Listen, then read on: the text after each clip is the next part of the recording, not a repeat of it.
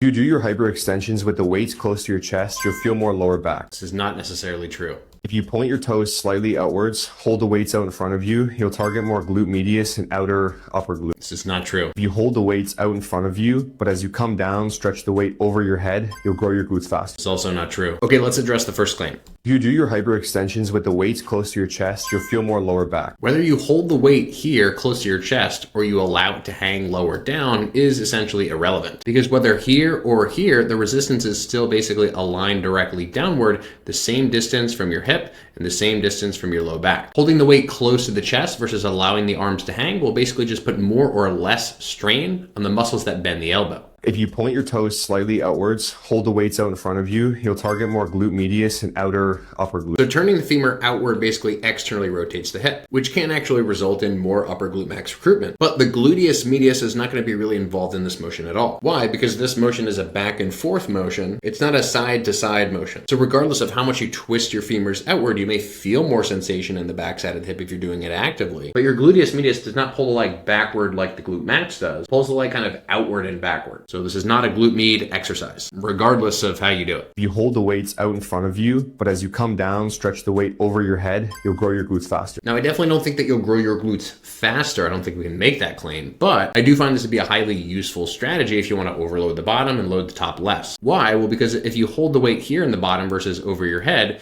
if you hold it overhead and the force is over here, that actually allows you to load the hips and the spine more in the bottom position because you're holding it farther from your hips and your spine. Then if you get to the top and you actually hold the weight somewhere here closer to you, it actually moves a much shorter distance from your hips and your spine. So holding the weight like this in the bottom and then like this in the top close to your hip will make the bottom heavier and the top lighter, which matches your strength a little bit better than the normal way to do it. To be honest, this is a pretty load limiting strategy, and you might be better off just grabbing a barbell, loading it up more heavy, and allowing your arms to naturally move forward and backward so that the bottom can be heavier and the top can be lighter.